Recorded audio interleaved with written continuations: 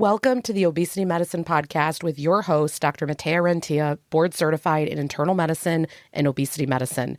Here, we talk about a path to metabolic health, and we have real conversations about chronic weight management and living a full life.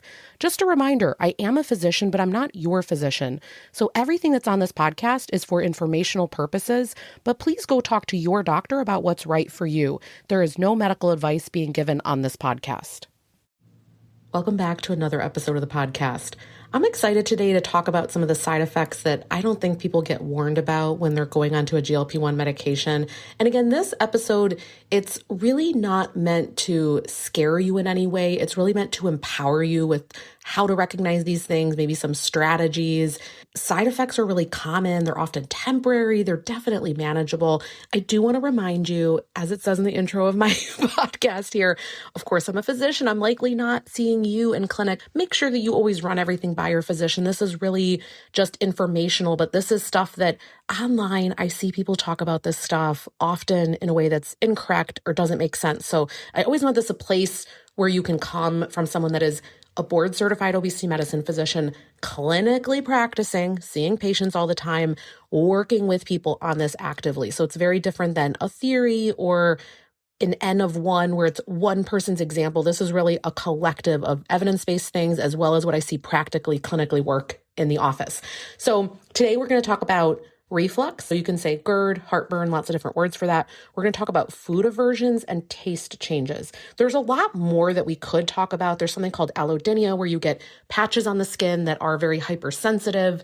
And again, it's endless what we could talk about. In fact, next year, I really suspect that the next season, if you would, maybe season 3 at some point in the first 6 months of next year with the behind the scenes podcast, what I really want to do is do an extreme deep dive into every single side effect, or at least majority of them, because there are a lot. I actually wonder if you guys have any questions about side effects that I don't talk about today. I do have other episodes on things like sulfur burps and stuff like that. But remember, these episodes are always just like a quick little taste of things. It's not always the deep dive. I do have little mini courses and other things for that. But for season 3, I want on the behind the scenes podcast to dig a lot deeper into that. But I want to know your questions for that. So you're going to find in the show notes today a link where you can leave your name, your email, and then what your question would be, because I know what I'm getting asked all day long, what I think is most relevant, but it's always so great for me to hear what you are struggling with and what you want the answer on. And I find that those are the best podcast seasons because it's just very clinically relevant. You get to hear the way that a physician thinks through things, and it's very different than anything else that you get out there. If you're wanting to help me out in that way, I would love for you to click on that link and tell me what your questions are. You can always hit reply to the emails that we send. If you're on our email list, we send it out Monday that lets you know what the episode is and that it's up, things like that. But when it's in that, then I can come back to it. I could even get back to you because we'll have the email in there. So that would be extremely helpful. But all right, so first of all, let's talk about reflux. So with all of these, I want to talk about how does it actually show up for you? What is happening? And then what are some practical fixes? We'll do that with all of these. Number one, why does reflux happen on a GLP-1? The reason that it's happening is because your gastric emptying is slowed down. So stuff is physically sitting in the stomach longer. So there's a higher chance that things are going to reflux, means they're going to come up. So when we think about heartburn, it's sometimes that some of that acid is coming up further than it normally would. Number one, it might not ever have left the stomach, but now much more is sitting in the stomach. It's not moving along. And so things can really come up easier. It can also be worsened by things like overeating. And remember, overeating is easy on these medications because it's something that you quite often can stumble into because you don't realize, oh, my limits are smaller than they used to be. This is really always the first few months on the meds. I say, hey, we've got to slow down. We really have to relearn your body on these meds. But overeating can do it. Late night eating can do it. And then really there are so many foods that trigger this. I think about fatty foods being a really big culprit on these medications, spicy foods, anything with a tomato base to it, garlic, chocolate, alcohol. What this is actually doing is we don't have an on-off valve when food is coming into the stomach. We have muscles that are contracting, meaning getting tight, or relaxing. So they relax when food is coming in, and then it should contract, means it should get tight. The entrance into the stomach, it should get tight to not have acid come up. But when you eat these type of foods, some of us are very sensitive to this. I know, and I didn't have this actually before I was on a GLP-1, but if I have too many tomato-based things, the heartburn is insane. I never had to cut back on garlic or cut back on things like that. And definitely as I've gotten older and with medication, things like that, I've had to adjust it. Know that it's a big long list. That's part of what I want to put into that next season. That I always have a PDF that goes with things. I really want you to understand, hey, look through this list and see if anything is contributing. This is a big thing that I go into with my patients to really lock it down. But what are some practical fixes if you're noticing this? Oh, the other one I didn't mention, caffeine, really big culprit. What are some practical fixes? Eating smaller meals slower can really help. Avoiding laying down after meals can be a big trick. And also, for example, like elevating the head of the bed. We always talk about this in medicine, where if you have reflux, we're not going to have you lay flat. The chance of regurgitation, meaning things coming higher, it's really increased. So we're going to say, hey, use a few pillows, elevate yourself a little bit so that stuff stays down. And then a final thing that you can do here, again, this is not a comprehensive list. This is but a beginning, would be to talk to your physician and see, do you need an antacid? Do you need something like a proton pump inhibitor or something called an H2 blocker? The difference would be the proton pump inhibitors are things like omeprazole, Prilosec, things like that.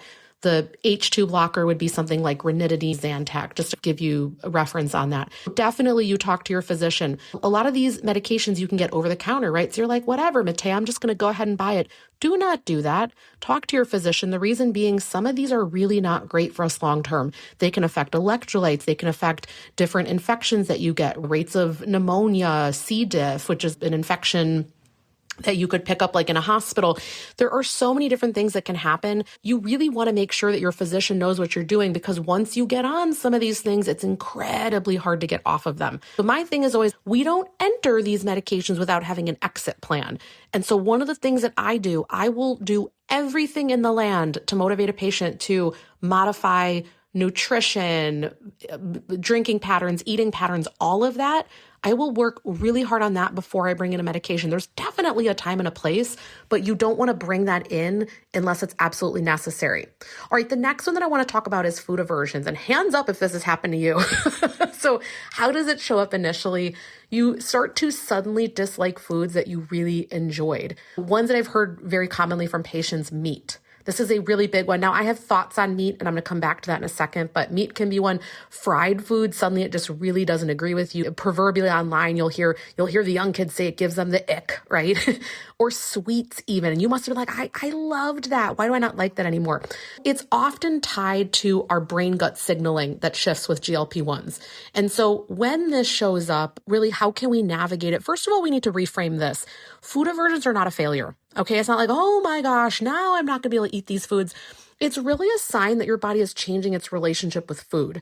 Now, what I often see with food aversions is that it is momentary. It might be 1 day, 2 days, 1 week, 2 week, 3 week, but it's often shifting. One thing that I think is really helpful here is to experiment with new cooking methods. Maybe before you were always having chicken breast, okay, can we try a ground turkey?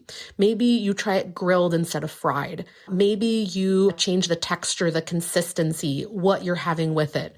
This can be really awkward because I know that something that people tell me all the time is that they suddenly will go to a restaurant and everyone else is fine around them and they're like, I just don't want this. I'm not feeling it. Listen to yourself. This could be a whole nother episode that we talk about how to navigate that, but it is socially awkward, but just be flexible. So maybe if that meal doesn't agree with you, could you order a different appetizer and enjoy it? Things like that. Oftentimes it's really helpful if you're with a group that gets it and understands this. People are so happy with this because they know things are going to change and I don't want to have to explain it to the group.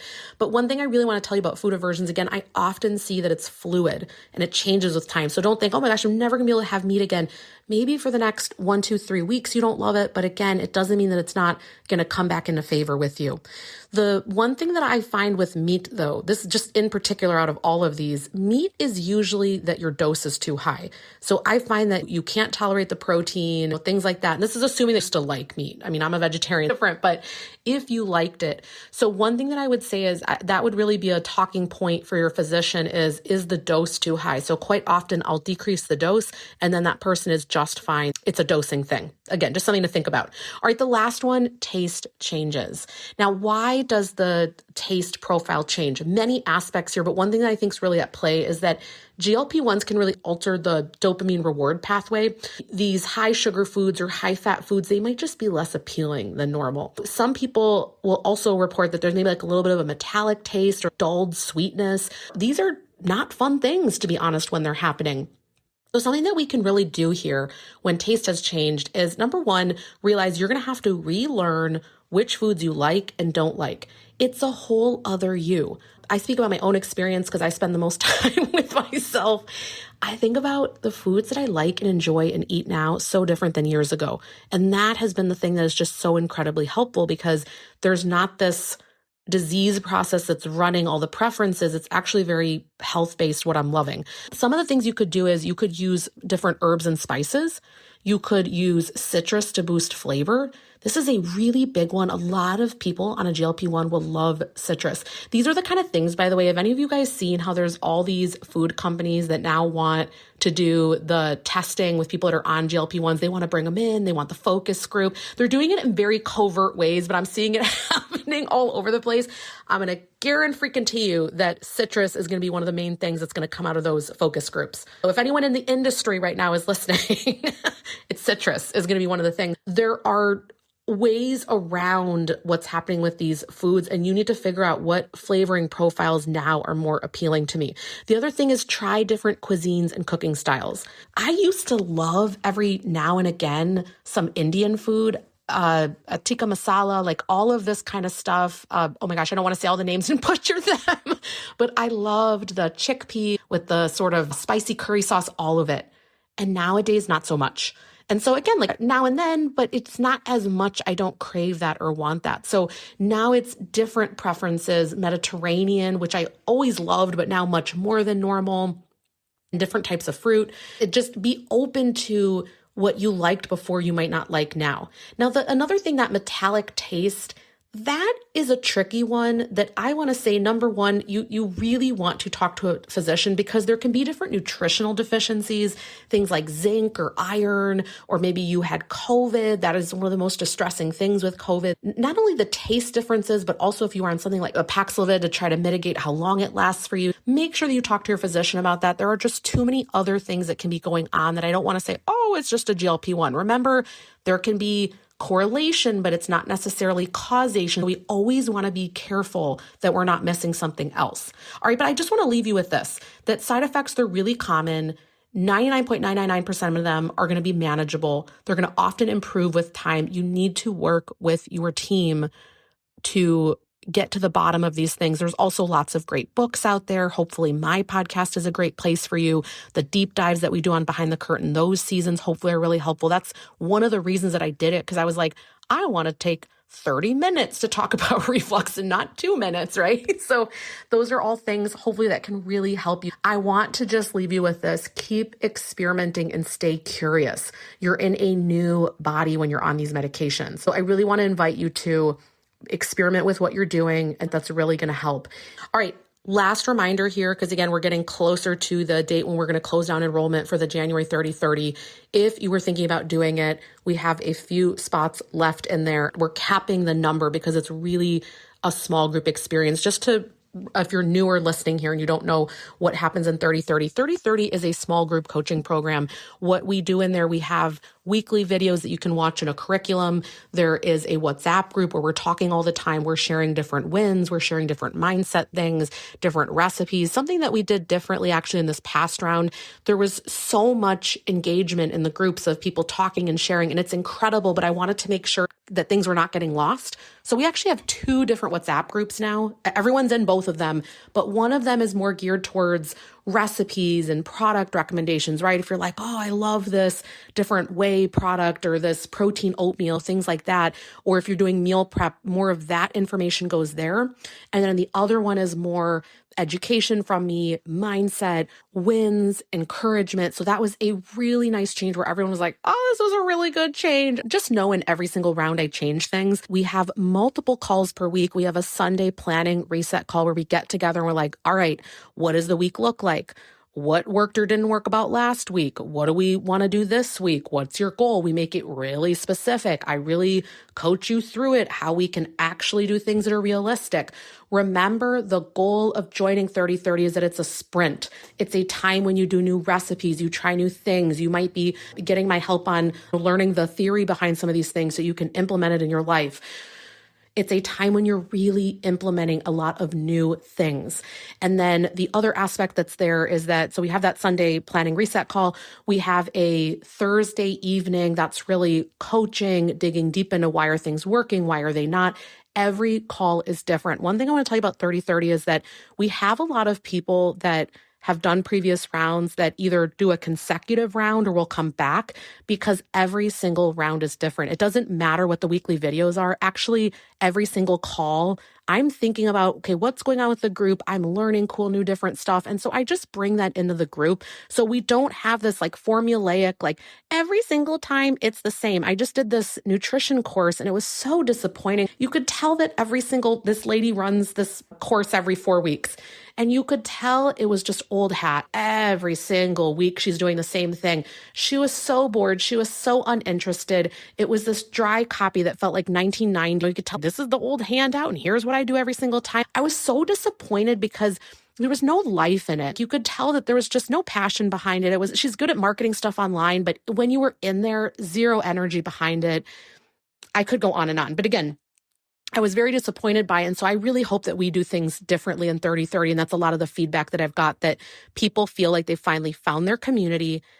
Majority of people are on a medication. You do not need to disclose that, but it is very normalized. Everyone's at a different place in their journey. We talk about artificial sweeteners. We talk about a different protein intake. We talk about, do you actually need to up the protein or not? You're going to learn because everyone is at such a different place in their journey. It is so helpful for you. I really can't stress that enough. If it's something that you're wanting to do, I'm 100% positive that we will not be doing enrollment anymore, probably as of the end of November or into December, because remember, we need to send you the printed book. That takes at least 2 weeks. So we anyways don't enroll after December because we wouldn't be able to get it to you in time. So there's that aspect. All right, last thing that I didn't talk about. So we have those 2 calls that I lead. And then there's also many bonus calls that we do, at least 5 or 6 throughout the course of that. This is where I bring in different experts. So for this next round, I have a physician, a coaching expert in how to help, for example, with things like attention deficit, like how can we get things done in a more efficient manner? Even if you don't have ADHD, this is really executive function for things is a massive thing to get hold on.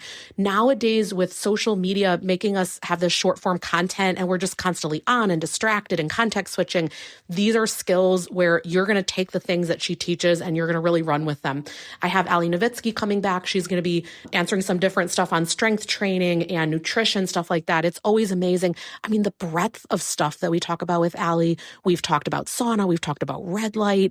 It's just such a great time where we just finger on the pulse of what's happening at the moment. We get to get her input on that. I have Amy Adams coming back. She's a LMFT, a licensed marriage and family therapist. She is phenomenal. She comes in every round. She does a lot around internal family systems and body kindness. We have to look at our body in a different way. We can't just say, I'm going to love myself when the weight goes down. That's not how this works. So she's really going to help you to understand really the why behind it. Therapists just think differently. And so we need all of that perspective. The other person that I have coming in, she's a pediatrician who does a lot in the way of educating not only how we can be nicer to ourselves, but also how we can help our kids with their relationship with food, or how we can help them to have a better body image.